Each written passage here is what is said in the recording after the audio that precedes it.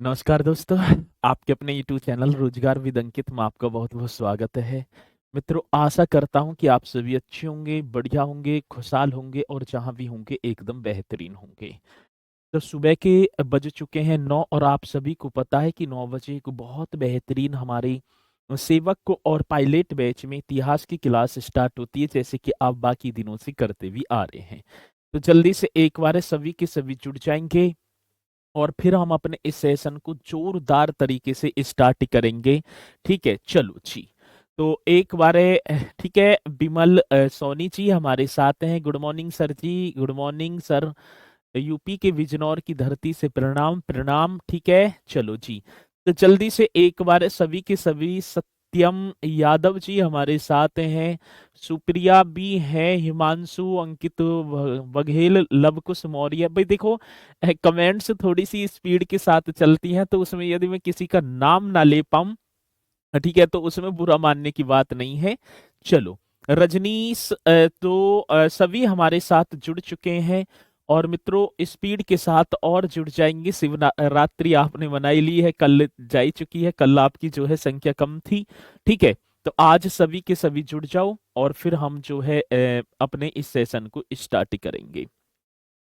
उत्तर भारत के राजवंशों की यहाँ पर बात चल रही थी और उत्तर भारत में मैंने जो राजवंश, पहला जो राजवंश कराया, गुज्जर प्रतिहार वंश आपको करा दिया। गुज्जर प्रतिहार के बाद यदि मैं बात करूंगा, ठीक है ना, तो गुज्जर प्रतिहार या प्रतिहार वंश का जो अंतिम राजा था, यशपाल था। कौन था सर? यशपाल। अब इसी के बाद, गुज्जर प्रतिहार वंश के बाद उत्तर भारत में एक नए वंश का उदय होता है और उस वंश का नाम होता है गेहड़वाल वंश। कौन सा सर जी? गेहड़वाल वंश। तो हम सभी के सभी यहां पर डाल देंगे हेडिंग सर, गेहड़वाल वंश। ठीक है, चलो जी। तो और सभी स्पीड के साथ करते चलेंगे बहुत बढ़िया तरीके से और सभी को हेडिंग डाल देनी है गेहड़वाल। ठीक है ना, कौन से? गेहड़वाल वंश, ये आपको हेडिंग डालनी होगी, गेहड़वाल वंश। ठीक है, चलो। कौन सा वंश है सर? गेहड़वाल वंश। मित्रों, प्रतिहार वंश के यदि मैं बात करूं, पतन के बाद कन्नौज एवं बनारस में जिस वंश का उदय हुआ है उसे गेहड़वाल वंश कहा जाता है। ये पूछा जाता है और आ जाते हैं क्वेश्चन, आएंगे तो हम निश्चित तौर पर बताएंगे।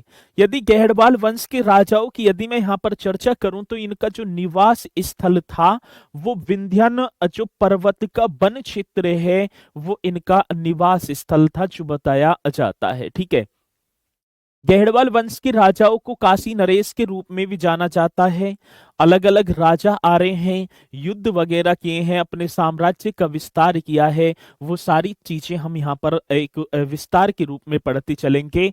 तो सभी की गुड मॉर्निंग स्वीकार है, ठीक है ना। चलो जी, मैं कुछ नहीं है। हाँ गुरुजी, यशपाल के बारे में कुछ नहीं है क्या? कुछ भी नहीं है, ठीक है। होता तो मैं आपको बताऊंगा, ठीक है। चलो, अब इसी के साथ मेरे प्यारों, तो मैं आप जो है लिखते भी चलेंगे बढ़िया तरीके से। गेहड़वाल वंश इस तरीके से लिखना है। प्रतिहार के बाद यदि मैं आपको बात करूंगा, किसकी बात है सर? प्रतिहार साम्राज्य के पतन के बाद आप सभी लिखेंगे बढ़िया तरीके से। कौन से साम्राज्य की बात है सर जी? प्रतिहार साम्राज्य के पतन के बाद। किसके बाद की बात है? प्रतिहार साम्राज्य के पतन के बाद। पतन के बाद, ठीक है। कन्नौज व, इस तरीके से लिख देना है आपको सभी को। कन्नौज व बनारस भी है। कन्नौज व बनारस, और बनारस बोलूं तो आज वर्तमान में वाराणसी होगा, ठीक है ना। कन्नौज व बनारस या वाराणसी की, ठीक है ना, वाराणसी में जिस राजवंश का उदय हुआ है, ये क्वेश्चन मोस्ट इंपोर्टेंट बन जाता है। कौन सी राजवंश की बात होगी मेरे प्यारों? जिस राजवंश का आपको लिखना है, जिस राजवंश का उदय हुआ। क्या हुआ सर जी? जिस राजवंश का, ठीक है ना, उदय हुआ, उसका नाम क्या है? तो आप बताएंगे जिस राजवंश का प्रतिहार साम्राज्य के पतन के बाद कन्नौज व बनारस में जिस राजवंश का उदय हुआ है, ठीक है ना, उसे गेहड़वाल वंश कहते हैं। उदय हुआ है उसे क्या कहेंगे सर जी? हुआ है उसे गहड़वाल वंश कहते हैं। आपको लिख देना है उसे कौन सा वंश बोलेंगे मेरे प्यारो, तो हम बताएंगे उसे गहड़वाल वंश कहते हैं। ये आपने पॉइंट बढ़िया तरीके से नोट कर लिया होगा। ये वैसे तो मुझे मौखिक रूप से मैंने बताया, लेकिन लिख भी लेना है, ठीक है ना। लिख लेंगे तो लिखने से और ज्यादा चीजें हमारी याद होती जाती हैं, जैसे आप सभी को पता भी होगा, ठीक है। तो प्रतिहार साम्राज्य के पतन के बाद कन्नौज व बनारस में जिस राजवंश का उदय हुआ उसे क्या कहते हैं सर जी? गहड़वाल वंश कहते हैं। अब गहड़वाल वंश के जो राजाओं की यदि मैं बात करूं सर, इनका मूल निवास स्थल, यदि मैं आपसे बात करूंगा कि गहड़वाल वंश के जो राजा हैं, जो गहड़वाल वंश है, इनका मूल निवास जो स्थल है वो क्या है? विंध्याचल का पर्वतीय, जो विंध्याचल पर्वत है, तो विंध्याचल का पर्वतीय वन प्रांत जो है मेरे प्यारो, गहड़वालों का मूल निवास स्थल था। तो आप लिख देंगे बढ़िया तरीके से सर जी, विंध्याचल। कौन सा? विंध्याचल का, विंध्याचल, ठीक है ना, ऐसे लिख देना है। विंध्याचल का किसकी बात होगी सर? विंध्याचल का, ठीक है ना, विंध्याचल का पर्वतीय वन प्रांत, ठीक है, यह वन क्षेत्र, पर्वतीय क्या होगा सर जी? पर्वतीय वन क्षेत्र आपको लिख देना है बढ़िया तरीके से, ठीक है। तो क्वेश्चन क्या होगा? मूल निवास स्थल की बात होगी किसका? गहड़वाल वंश के राजाओं का मूल निवास स्थल, तो विंध्याचल का पर्वतीय वन क्षेत्र आपको बता देना है। और जब मैं बात करूंगा सर जी कि गहड़वाल वंश का संस्थापक कौन था, तो आपको बताना है सर चंद्रदेव था। यदि संस्थापक की बात होगी, यहां लिखते भी चलेंगे कि गहड़वाल वंश का, और संस्थापक आपको नोट करते चलने हैं।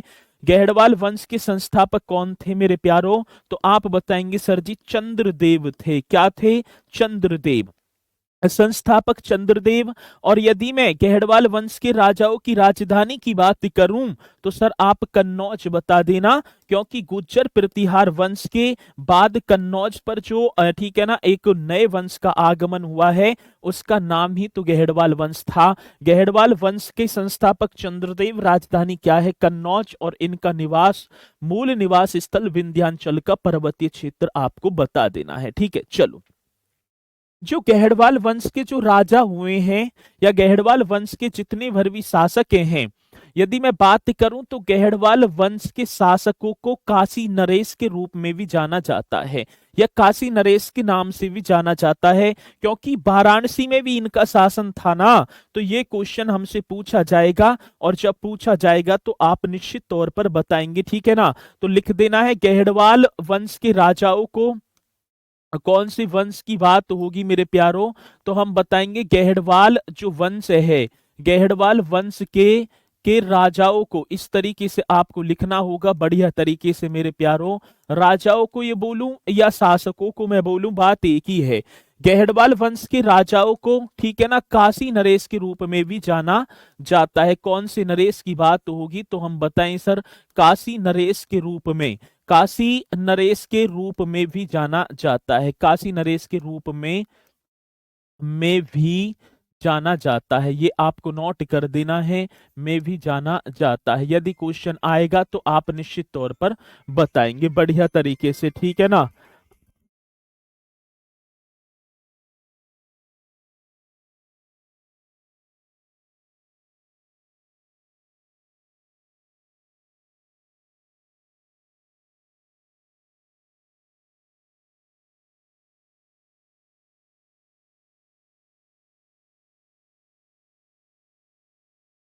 चलो भाई, ठीक है, तो यहां तक पॉइंट आया होगा। गहड़वाल वंश के राजाओं को काशी नरेश के रूप में भी जाना जाता है, ये पॉइंट आपको लिख देना है।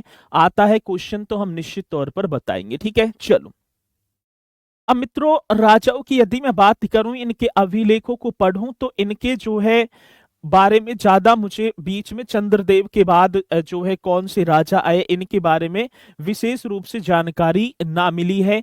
तो अगले जो राजा आएगा चंद्रदेव के बारे में, तो आपको लिखना है मदन पाल, ठीक है। कौन सी पाल की बात होगी?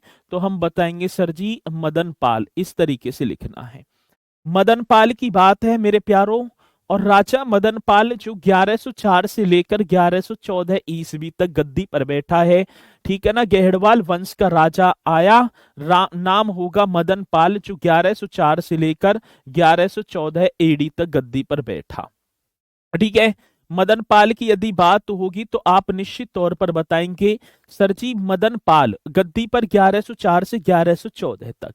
अब मदन पाल कौन था भाई, ये भी पूछा जाता है। मदन पाल की बात यदि मैं बात करूं तो ये चंद्रदेव का पुत्र था। किसका सर? चंद्रदेव का पुत्र था, ये आपको बताना है। आएगा क्वेश्चन तो आप निश्चित तौर पर बताएंगे कि मदन पाल जो 1104 से 1114 ईस्वी तक गद्दी पर बैठा है, ये कौन था सर जी? चंद्रदेव का पुत्र था। क्या है सर? चंद्रदेव का पुत्र था, ये आपको बताना होगा। मेरे प्यारो यदि मैं बात करूं, तुर्क आक्रमणकारियों ने भारत पर आक्रमण कर दिया। आ रहे हैं तुर्क, ठीक है। कवि महमूद गजनवी आएगा, कवि मोहम्मद गौरी है, ठीक है। इस तरीके से अलग अलग आक्रमण होते चल रहे हैं। तो तुर्क आक्रमणकारियों ने जब भारत पर आक्रमण किया तो मदन पाल को बंदी बनाकर कन्नौज पर अधिकार स्थापित कर लिया। इसी के बाद इसका पुत्र आता है गोविंद चंद्र। गोविंद चंद्र ने अपने पिता मदन पाल को रिहा किया है, ठीक है ना, उस बंदी जीवन से रिहा करके और कन्नौज पर फिर पुनः अपना अधिकार स्थापित किया। तो मदन पाल की यदि बात होगी तो 1104 से 1100 एडी तक 14 एडी तक गद्दी पर बैठा है। तुर्क आक्रमणकारियों ने कन्नौज पर आक्रमण करके क्या कर लिया? मदन पाल को बंदी बना लिया है। फिर बाद में क्या होता है सर? गोविंद चंद्र, ठीक है। तो आपको अगला जो राजा इस तरीके से लिख देना है, ठीक है। इसमें बस इतना ही होगा, अगला जो राजा होगा वो होगा गोविंद चंद्र। कौन से? तो आपको लिख देना है सर जी गोविंद चंद्र, ठीक है। गोविंद चंद्र। और इसकी बात होगी तो सर ये 1114 से लेकर 1155 एडी तक गद्दी पर बैठा है। 1114 से लेकर 1155 एडी तक गद्दी पर बैठेगा, नाम होगा गोविंद चंद्र, ठीक है। चलो, अब गोविंद चंद्र के बारे में यदि मैं आपसे बात करूं तो गोविंद चंद्र गहड़वाल वंश का सबसे शक्तिशाली राजा था। कैसा था? सबसे शक्तिशाली राजा था। इसने मगध को जीतकर, मगध, जिस कभी मगध की नाम सुना होगा, मगध साम्राज्य, उसको जीतकर कन्नौज में मिलाया था। तो पहला यदि गोविंद चंद्र की बात होगी मेरे प्यारों तो आपको लिखना है सर जी गहड़वाल वंश का सबसे शक्तिशाली शासक। यदि हमसे पूछा जाएगा कौन सी वंश की बात होगी तो हम बताएं सर गहड़वाल वंश का। कौन सी वंश का है? गहड़वाल वंश का सबसे शक्तिशाली, ठीक है। सबसे शक्तिशाली जो शासक था ये आपको बताना है, सबसे शक्तिशाली। बड़ा बेहतरीन क्वेश्चन होगा। आता है क्वेश्चन कि गहड़वाल वंश का सबसे शक्तिशाली राजा कौन था? गोविंद चंद्र। तो गहड़वाल वंश का सबसे शक्तिशाली शासक था, ठीक है ना, शासक था कौन? गोविंद चंद्र, ठीक है। इसने, आपको लिख देना है, इसने मगध को जीतकर मेरे प्यारों, किसको जीत लिया? मगध को जीतकर, ठीक है ना, साम्राज्य में मिलाया। मगध को जीतकर इस तरीके से लिख देंगे, अपने साम्राज्य में मिलाया। कितना सुंदर सा क्वेश्चन होगा, अपने साम्राज्य में मिलाया। यदि क्वेश्चन आए तो आप जो है निश्चित तौर पर बताएंगे बेहतरीन तरीके से, ठीक है ना। गहड़वाल वंश का सबसे शक्तिशाली शासक कौन था? गोविंद चंद्र था। और इसने मगध को जीता और मगध को जीतकर किस में मिला लिया? अपने, ठीक है ना, साम्राज्य में मिला लिया। ये आपको बताना है बढ़िया तरीके से, ठीक है। चलो, कुछ बच्चे कह रहे हैं सर जी कितने सवाल आते हैं। अब मैं आपको एक छोटी सी बात बताऊंगा, ठीक है, छोटी सी बात बताऊं आपको, ठीक है, बता दो सर जी। परीक्षा में पॉइंटों का खेल होता है। परीक्षा में क्या होता है? पॉइंटों का खेल होता है। और जिस चीज की आप तैयारी कर रहे हो तो उसमें तो पॉइंटों का बहुत ही ज्यादा महत्व है। और जब हम एक पॉइंट से निकलते हैं तो उस दुख की घड़ी में, ठीक है ना, ऐसा समझ लो कि खत्म ही होगा मामला। पॉइंटों की यदि बात होगी तो भैया 3 से 4 क्वेश्चन आपके हिस्ट्री में देखने को मिलेंगे, ठीक है। मतलब 5 तक भी आ जाते हैं। तो उस तरीके से तैयारी करो कि आने वाली परीक्षाओं में भी हम नोट्स उठाएं केसपाल सर के और इन्हें रिवीजन करते चलें कि हमें और कोई मतलब कि किताब वगैरह कहीं और पढ़ने की जरूरत ना पड़े। ठीक है, इस तरीके से आपको तैयारी करनी है। तो बढ़िया तरीके से तैयारी करते रहो। अपने में हर सब्जेक्ट अलग ही महत्व रखता है और जब क्वेश्चन गलत होता है तो उसका पश्चाताप जिंदगी भर होता है। तो मैं तो आपसे एक ही बात कहूंगा, यदि तैयारी करो तो दमदार तरीके से हर सब्जेक्ट को अलग ही महत्व देकर चलो, क्योंकि जैसे एक माँ के 5 लड़के होते हैं ना, वो पांचों को बराबर सम्मान देती है। इसी तरीके से ये आपके जो सब्जेक्ट हैं, इस ऐसे समझ लेना जैसे पुत्र और पुत्रियां हैं, तो सभी को बढ़िया तरीके से, ठीक है ना, क्या देना है, महत्व देते चलना है। ठीक है। और रवि केस पांडे कह रहे हैं सर सुनिए मेरा कमेंट्स नहीं जाता है क्या? अरे आ रहा है तुम्हारा कमेंट्स, मैं का बिना मतलब कि सबके कमेंट्स आ रहे हैं, वो हम तक पहुंचते हैं। ठीक है, चलो। तो ये पॉइंट आपको बताना है, गहड़वाल वंश का सबसे शक्तिशाली राजा था। इसने क्या है, पालो से मतलब कि उस समय पाल जो राजा थे ना, पालो पर था मगध को जीतकर अपने साम्राज्य में मिलाया। ठीक है, चलो मेरे प्यारो, सबसे ज्यादा इंपोर्टेंट क्वेश्चन है कृत्य कल्प तरुम। नोट कर देना कौन सा होगा। मैं पहले तो आईएमपी लिख दूंगा सर, आईएमपी का मतलब इंपोर्टेंट। कितना सुंदर क्वेश्चन है, ठीक है ना। कृत्य कल्प तरुम, तरु इस तरीके से लिखेंगे, कौन सा, कृत्य कल्प तरु, ये हो गया। नामक ग्रंथ के रचयिता, किसकी बात होगी सर, नामक ग्रंथ के रचयिता कौन है, कोई बताएगा मुझे?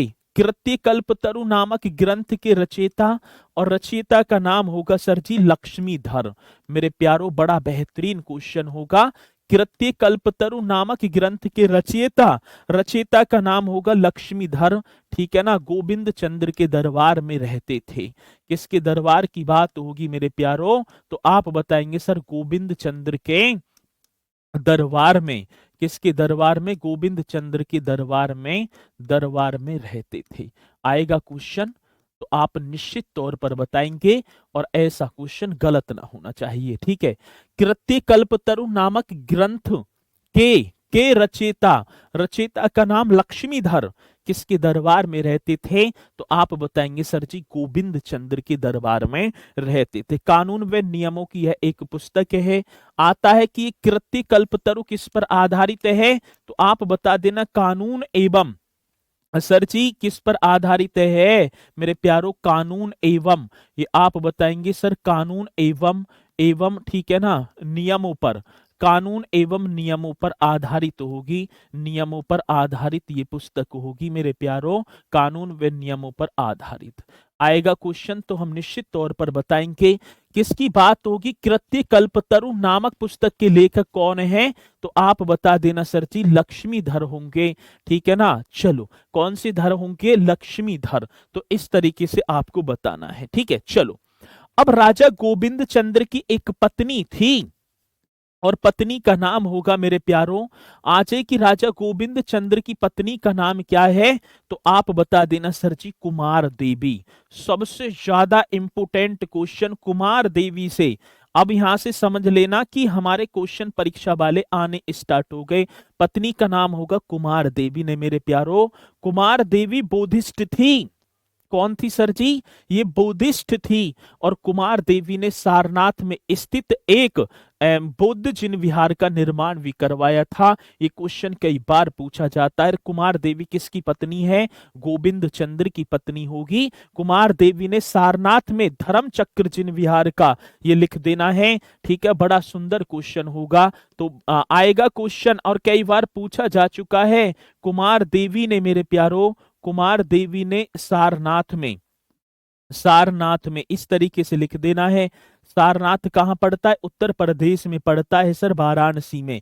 तो कुमार देवी ने सारनाथ में धर्म चक्र जिन विहार, कौन सी चक्र की बात होगी? धर्म चक्र जिन विहार का मेरे प्यारो, धर्म चक्र जिन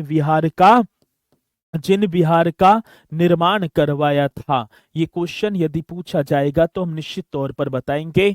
कुमार देवी ने सारनाथ में धर्म चक्र जिन विहार का निर्माण करवाया था, ये आपको बताना है। आ जाए कि सारनाथ में स्थित धर्म चक्र जिन विहार का निर्माण किसने करवाया था, तो गोविंद चंद्र की रानी कुमार देवी ने। ऐसा क्वेश्चन आएगा तो आपको बताना होगा, ठीक है।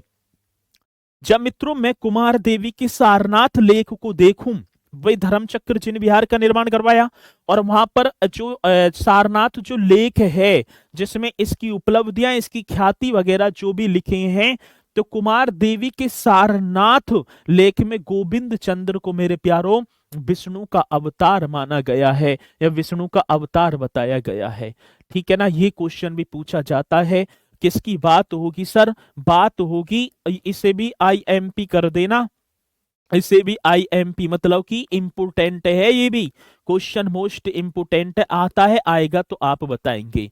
कुमार देवी कौन है? कुमार देवी गोविंद चंद्र की पत्नी है। कुमार देवी ने सर जी सारनाथ लेख में, कौन से लेख की बात है मेरे प्यारो, तो आप बता देना सर। सारनाथ लेख में हम बता रहे हैं, कुमार देवी ने सारनाथ लेख में गोविंद चंद्र को, सारनाथ लेख की यदि बात होगी तो आप बताएंगे सर गोविंद चंद्र को, ठीक है, गोविंद चंद्र को विष्णु का अवतार, ठीक है। किसके अवतार की बात बताई है सर? ये तो विष्णु के अवतार थे, विष्णु का अवतार बताया है, ठीक है। ये आपको बताना है कौन से अवतार, तो विष्णु का अवतार बताया था। किसमें? कुमार देवी ने सारनाथ, या कुमार देवी के करना है, के और अच्छा लगेगा।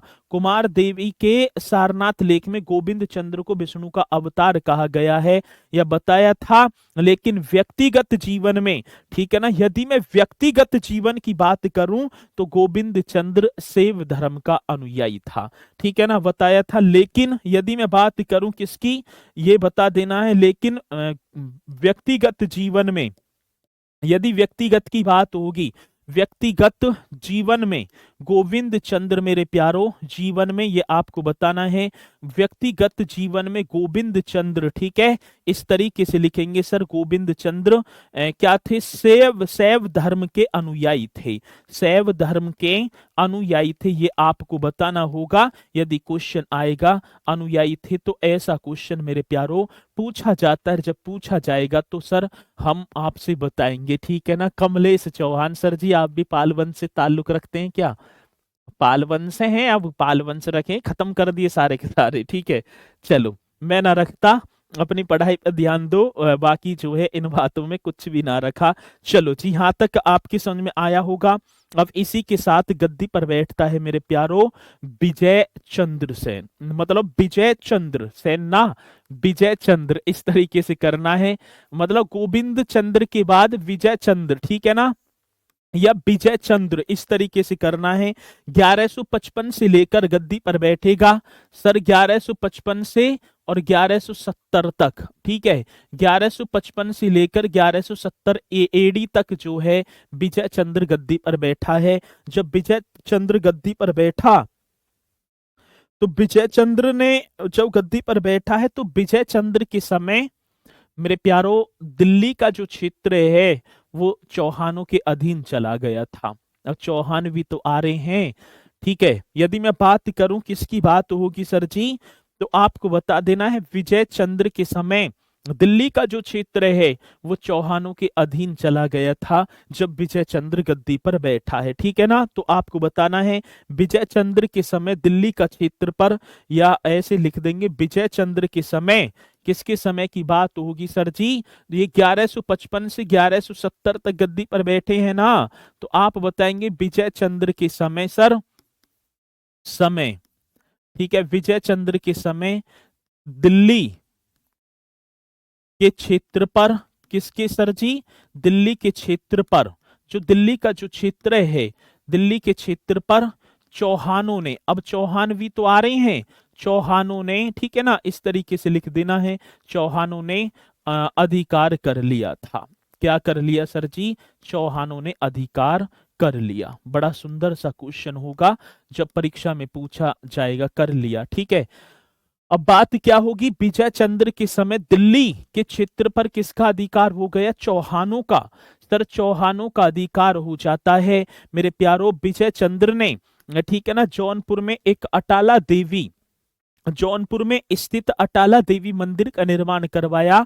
लेकिन जैसे ही जौनपुर में सरकी साम्राज्य का उदय हुआ तो मेरे प्यारो एक इब्राहिम सरकी नाम था, जिसने इस जौनपुर में अवस्थित अटाला देवी के मंदिर को तोड़कर अटाला मस्जिद का निर्माण करवा दिया। तो ये क्वेश्चन यदि हमसे पूछा जाएगा तो आप बताएंगे बढ़िया तरीके से मेरे प्यारो, ऐसा क्वेश्चन आता है। ठीक है, जौनपुर में स्थित मेरे प्यारो, जिसे सिराज हिंद के नाम से जाना जाता है, जौनपुर में स्थित, किस में स्थित की बात है सर?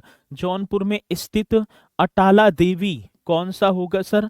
अटाला देवी मंदिर का निर्माण मेरे प्यारो, कौन सी मंदिर की बात होगी? अटाला देवी मंदिर का निर्माण, ठीक है ना, अटाला देवी मंदिर का निर्माण विजय चंद्र ने, ठीक है ना।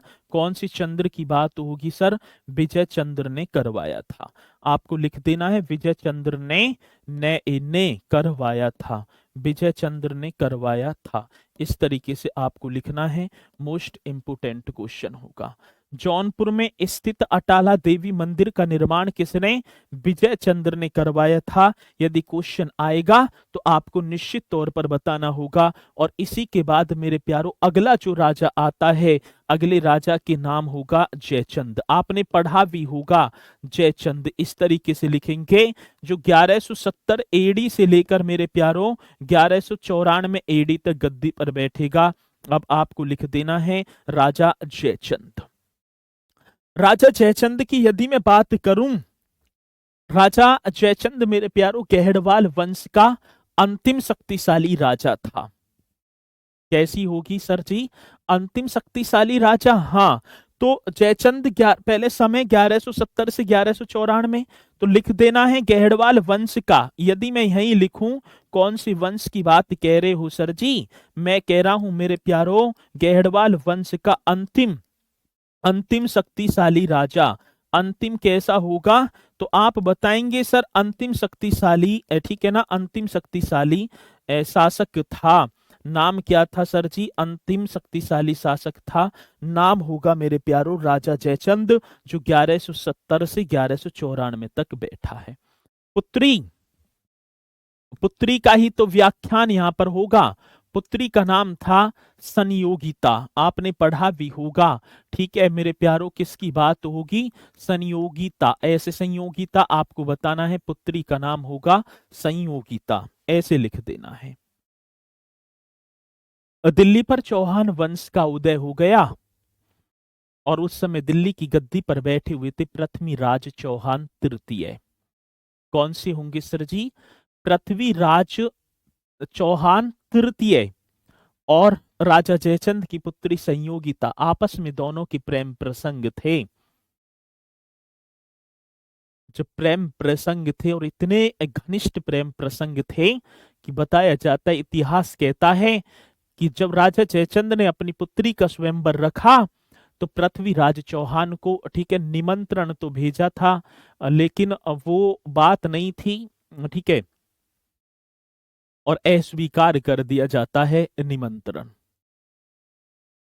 उसी के बाद जिस दिन स्वयंवर की तिथि निश्चित हुई, राजा जयचंद, मतलब ऐसा था कि जो भी क्षेत्रवर्ती राजा जो भी थे उन पर सभी के पास निमंत्रण भेजे जाते थे स्वयंवर के अधीन। क्योंकि जब सीता जी का स्वयंवर हुआ तो श्रीलंका से, ठीक है, रावण भी आया था। तो जितने भर भी राजा है ना, सबके पास निमंत्रण भेजा जाता था। और भाई साहब, जब उस स्वयंवर का आयोजन हुआ तो पृथ्वीराज चौहान की एक प्रतिमा, क्योंकि उपस्थित नहीं है, प्रतिमा मेरे प्यारों, ठीक है, रख दी जाती है राजाओं के बीच में। संयोगिता अपनी सहेलियों के साथ जयमाला को हाथ में लेकर, ठीक है ना, आती है। जैसे आती होगी, आपने देखा होगा ब्याह शादी में जाते हैं, जब दुल्हन आती है, ठीक है, स्टेज वगैरह पे, तो वह माला सी, जयमाला से लेकर 4-5 पीछे जो भी है 10-5 लेडीज वगैरह जो भी हों वो आती हैं। इसी तरीके से परंपरा है, आ रही है, ठीक है। अब पहले की लव स्टोरी थी, बहुत प्यारी थी, ठीक है। अब होता क्या है भैया, अब निहारती है, कहां पर बैठे हैं? पृथ्वीराज चौहान है ही ना, प्रतिभा है, द्वारपाल के रूप में लगा रखी है। तो संयोगिता ने उस जयमाला को उस प्रतिमा के जो है मतलब कि गले में डाल दिया। सभी अचंभित रहते हैं, ऐसा ही कहा जाता है। इतने में ही पृथ्वीराज चौहान वहां पर आते हैं और घोड़े पर उठाकर, ठीक है ना, फरार संयोगिता को लेकर, जब इसे राजा भी लेकर भागते थे और आज भी वो परंपरा चली आ रही है, ठीक है। चलो, तो अब दोनों की दुश्मनी, दोनों देश, दोनों प्रांत, इतनी कट्टर दुश्मनी, जिसकी पुत्री जा रही है भागकर और कोई भगाकर आंखों के सामने लेकर जा रहा है, तो युद्ध होना तो निश्चित है। राजा जयचंद की इतनी सामर्थ्य नहीं है, ठीक है। आपका भी होगा शादी में ऐसा, अच्छा। ठीक है, चलो। इतनी सामर्थ्य नहीं है कि जो किससे, पृथ्वीराज चौहान से युद्ध लड़ सके। तो मेरे प्यारो, एक गजनी छोटा सा कबीला था और उस गजनी कबीले में एक गोरी या संसवानी वंश था और उस संसवानी वंश का राजा था मोहम्मद गौरी। मोहम्मद गौरी को भारत पर आक्रमण करने का निमंत्रण दे दिया जाता है और पृथ्वीराज चौहान और किसके बीच, मोहम्मद गौरी के बीच दो युद्धों का आगाज होता है। एक का नाम है सरजी तराइन का फर्स्ट युद्ध 1191 और एक का नाम होगा 1192 का तराइन सेकंड युद्ध। सेकंड युद्ध में पराजित हो जाते हैं पृथ्वीराज चौहान को, ठीक है ना, और सरस्वती नदी के किनारे अगवा करके कहा, अफगानिस्तान मतलब ले जाया जाता है। अब नजर किस पर होगी, चंदावर का युद्ध होता है 1194 में, राजा जयचंद पर नजर होगी, तो ये आपको पता ही होगा। चलो, पुत्री संयोगिता अपहरण दिल्ली व अजमेर के शासक पृथ्वीराज चौहान ने कर लिया। इस संयोगिता का ही अपहरण कर लिया, ठीक है। अब किसने किया है, पहले अधिकांशतः यदि मैं लड़ाइयों की बात करूं तो रानी और राजकुमारियों के ऊपर ही थी, ठीक है। अधिकांशतः आप देखोगे तो जितनी भव्य युद्ध वगैरह हुए हैं, ठीक है, किसके ऊपर थी, रानी हो या राजकुमारी। और आज भी देख रहे होगे आप, लड़ाई भी बहू के ऊपर ही हुआ सबसे ज्यादा, ठीक है, किसी लड़की के ऊपर ऐसी तो होती है नहीं। मित्र मित्र में क्या बटा, कुछ भी ना बट रहा, अपने बढ़िया तरीके से बोल चाल रहे हैं, मामला खत्म हो जाए फिर तो। अपहरण, तो आप बताएंगे दिल्ली व अजमेर के शासक, किसके शासक की बात होगी सर, हम बताएं, हाँ, दिल्ली व अजमेर के शासक होंगे। कौन से शासक की बात है सर, दिल्ली व अजमेर के शासक, और शासक का नाम क्या होगा, पृथ्वीराज चौहान तृतीय। शासक आपको बताना है पृथ्वीराज, इस तरीके से लिखेंगे सर जी, पृथ्वीराज चौहान। और ये कौन से हैं, ये तृतीय हैं, ठीक है, पृथ्वीराज चौहान तृतीय ने अगवा कर लिया मेरे प्यारो, ठीक है, किसका, संयोगिता का। प्यारा प्यारा जो है मतलब कि पहला प्यार है, ठीक है। अब अगवा तो हो गई, अब क्या है, अब तो कुछ धरा ही ना है, अब तो मुस्लिमों का आगमन होगा भारत में। चलो मित्रों, राजा जयचंद ने एक राजसूय यज्ञ किया था, ठीक है। यदि मैं बात करूं भैया, राजा जयचंद, इस तरीके से लिखेंगे, राजा जयचंद ने कौन सा यज्ञ किया है, राजसूय, ठीक है। राजा जयचंद ने राजसूय यज्ञ किया। अब राजसूय यज्ञ क्या होता है मेरे प्यारों, एक तो जो है अश्व यज्ञ, अश्वमेघ यज्ञ, और एक होता है राजसूय यज्ञ। किया था, राजसूय यज्ञ का मतलब है जो प्रांत या राज्य की सीमा से लगे हुए जो राजा हैं उनको निमंत्रण भेजा जाता है अधीनता स्वीकार करने के लिए, या जो है उस प्रांत के अधीन राजा रहते हैं, ठीक है। आज जैसे मैं बात करूं, जो केंद्र में बीजेपी की सरकार है और घने सारे राज्यों में बीजेपी की सरकार है, तो अब मोदी जी बुलाते हैं ना बैठक वगैरह, अब यहाँ से योगी जी भी जाएंगे, ठीक है, मध्य प्रदेश के सीएम भी जाएंगे, राजस्थान के भी जाएंगे, हरियाणा के, जहां जहां बीजेपी की सरकार है, तो ऐसे ही राजसूय यज्ञ, ठीक है ना। चलो, अंकुल यादव जी कह रहे हैं सर आप लव मैरिज करेंगे क्या, है। चलो भैया, ठीक है। तो यहां तक पॉइंट आपके समझ में आया होगा। राजा जयचंद ने क्या किया है सर, राजसूय यज्ञ आपको बता देना है, राजा जयचंद ने एक राजसूय यज्ञ भी किया था। अब यहां तक जो है पॉइंट आपकी समझ में आया होगा बढ़िया तरीके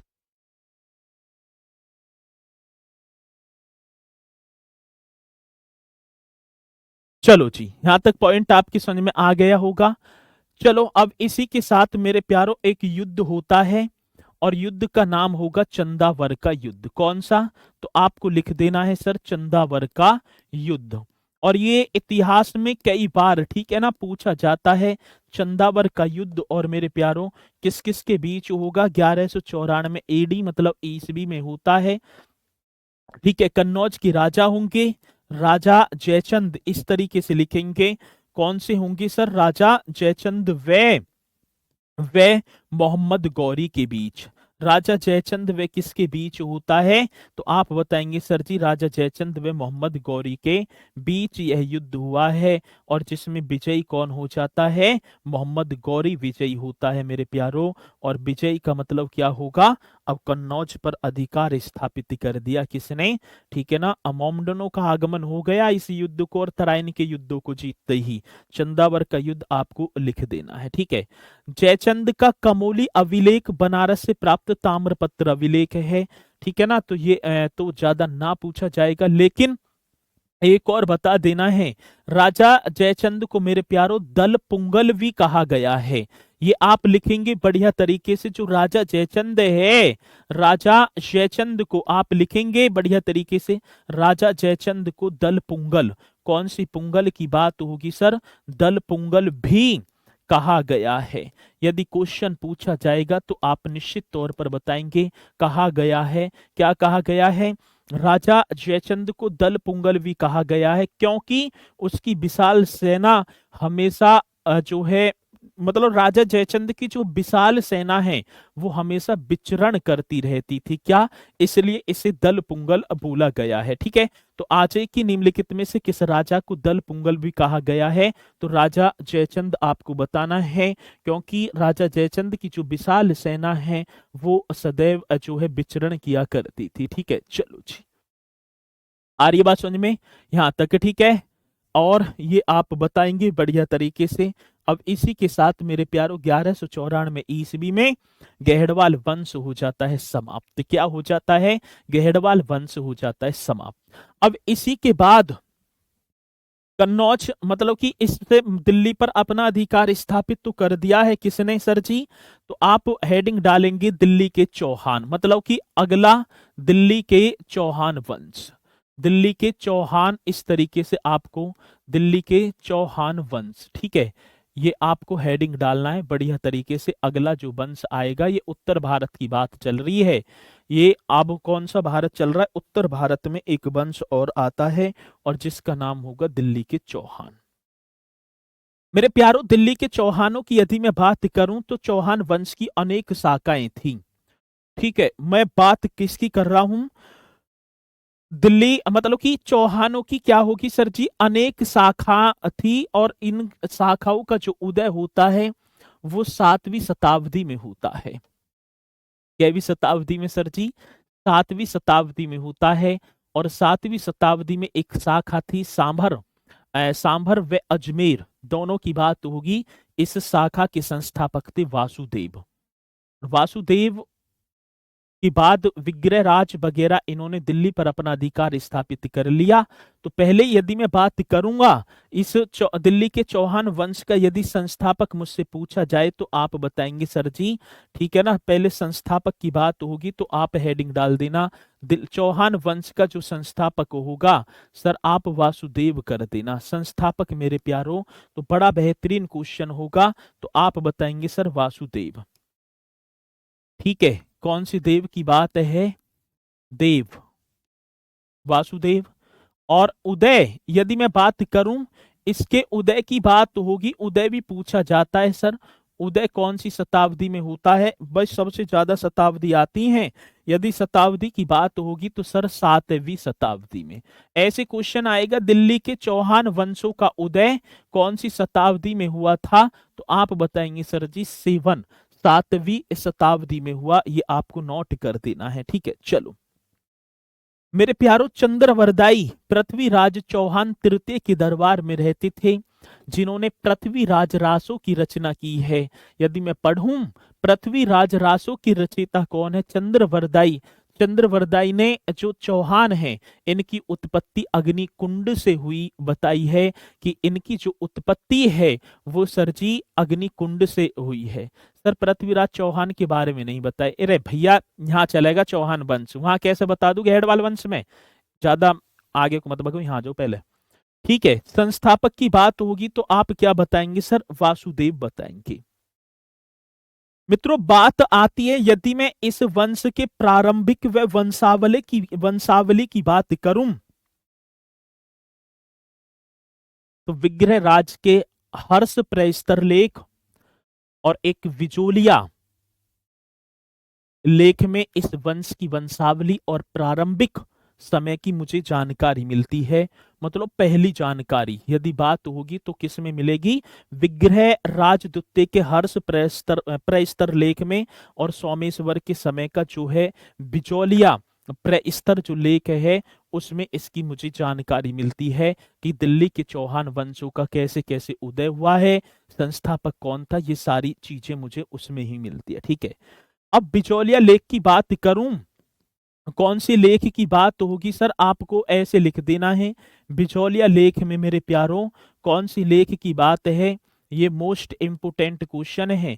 जो बिचौलिया जो लेख होगा, बिचौलिया लेख में वासुदेव को सांबर झील का निर्माता कहा जाता है। पहले लिखना है बिचौलिया लेख में वासुदेव को, कौन सी देव की बात होगी सर, वासुदेव को, इस तरीके से लिखेंगे वासुदेव को सांबर झील, राजस्थान की सर्वाधिक खारे पानी की झील है सांबर झील का, सांबर झील का ये लिखना है बिचौलिया लेख में वासुदेव को सांबर झील का निर्माता क्या होगा सर जी, सांबर झील का निर्माता माना जाता है।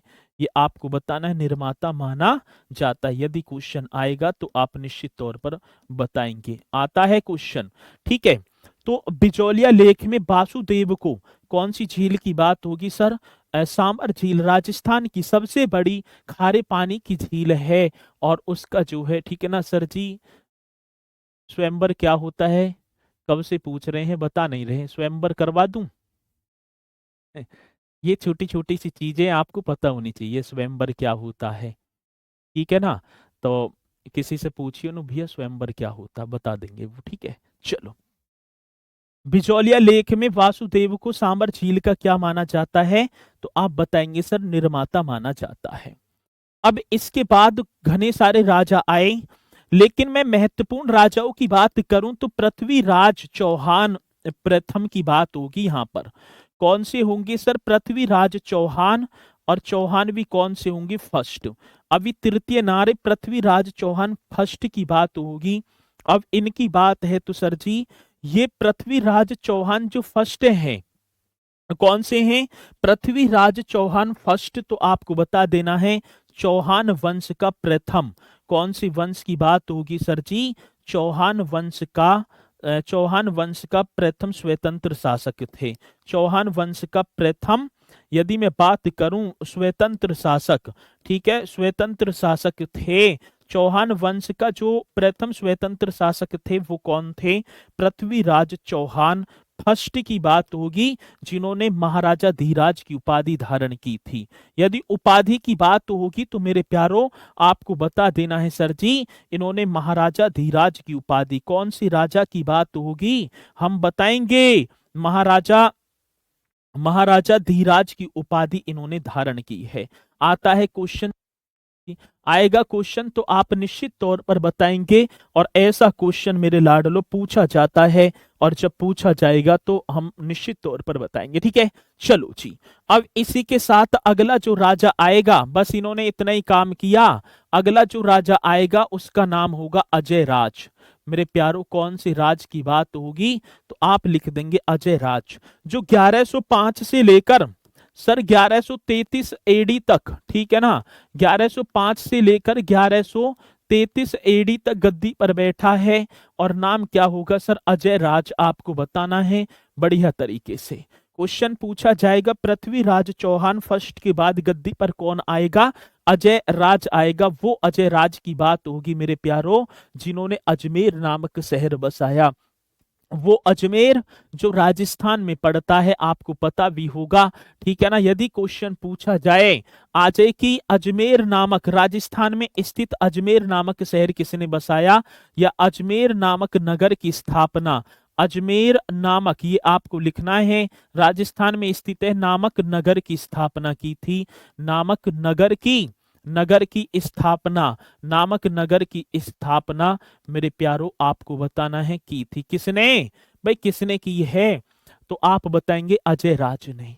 अजय राज ने किसकी स्थापना, तो अजमेर नामक नगर की स्थापना की थी, और राजधानी भी अपनी किसको बनाया है सर जी, अजय की अजमेर को, अजय राज ने अपनी राजधानी अजमेर को बनाया है, ठीक है। यदि क्वेश्चन पूछा जाएगा तो आप बताएंगे निश्चित तौर पर अजमेर को बनाया।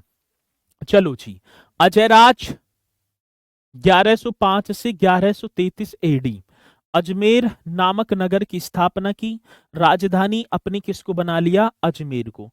तो अजय पाल के काल को चौहानों के साम्राज्य निर्माण का काल कहा जाता है, मतलब कि चौहानों का जो साम्राज्य का जो निर्माण हुआ है उसका काल कहा जाता है, ये पूछा जाता है निश्चित तौर पर, तो आपको बताना होगा, और आएगा क्वेश्चन तो हम बताएंगे सर जी। क्या क्वेश्चन होगा, अजय पाल के काल को चौहानों के साम्राज्य निर्माण का काल कहा जाता है, ठीक है। तो आप बताएंगे अजय पाल के, कौन से पाल की बात होगी सर जी, अजय पाल के काल को, जो इसका जो समय रहा है, काल को, काल को चौहानों के, इस तरीके से लिखेंगे सर जी, चौहानों के, मतलब कि चौहानों का जो साम्राज्य का निर्माण है, अजयपाल के काल को चौहानों के साम्राज्य, ठीक है ना, साम्राज्य निर्माण का काल कहा जाता है।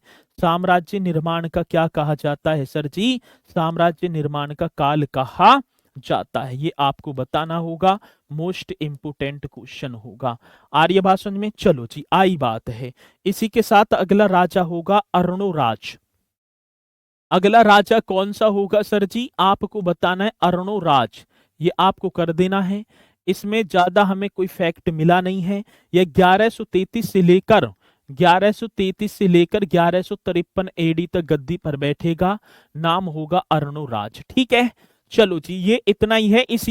इसी के साथ आएगा सर जी विग्रह राज चतुर्थ, मोस्ट इंपोर्टेंट क्वेश्चन होगा, कौन सा, विग्रह राज, इस तरीके से कर देना है, विग्रह राज चतुर्थ गद्दी पर बैठेगा, और विग्रह राज चतुर्थ से तो भाई साहब क्वेश्चन पूछे जाते हैं, जो 1153 एडी से गद्दी पर बैठा है, कैसे सर जी, 1153 एडी से गद्दी पर बैठेगा और 1163 एडी तक रहेगा, 1153 से 1163 एडी तक।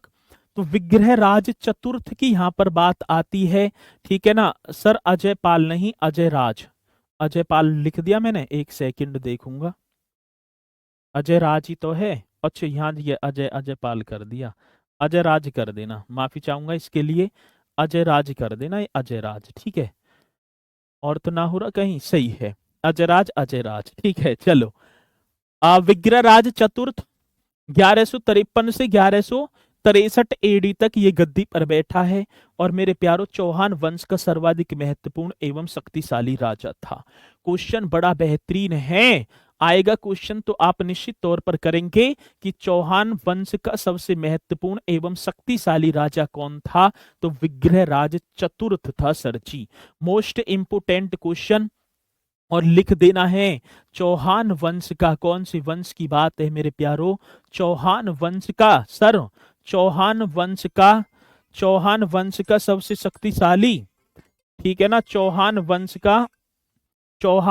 का सबसे शक्तिशाली, पहले महत्वपूर्ण लिखना है, चौहान वंश का सबसे महत्वपूर्ण एवं, चौहान वंश का सबसे महत्वपूर्ण एवं शक्तिशाली राजा, एवं शक्तिशाली राजा, ये मोस्ट इंपोर्टेंट क्वेश्चन है, आपको बताना है चौहान वंश का सबसे महत्वपूर्ण एवं शक्तिशाली शासक, यदि क्वेश्चन आएगा सबसे शक्तिशाली शासक विग्रह राज चतुर्थ था सर जी, कौन सा था, तो आपको बता देना है विग्रह राज, यदि क्वेश्चन आएगा विग्रह राज चतुर्थ था, ऐसा ही तो क्वेश्चन आएगा।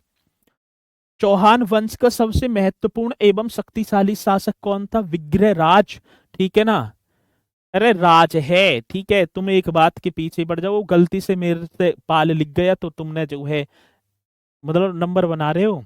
नहीं, इस देख लेंगे और हमारा नाम बोल देंगे, ऐसा ना बोलूंगा। चौहान वंश का सबसे महत्वपूर्ण एवं शक्तिशाली शासक कौन था?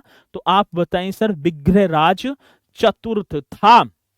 ठीक है, ये आपको बताना है। इनके दरबारी कवि की बात होगी, मोस्ट इंपोर्टेंट क्वेश्चन है, आता है विग्रहराज चतुर्थ का दरबारी कवि। दरबारी कवि यदि मुझसे पूछा जाएगा तो सर मैं तो बता दूंगा सोमदेव था।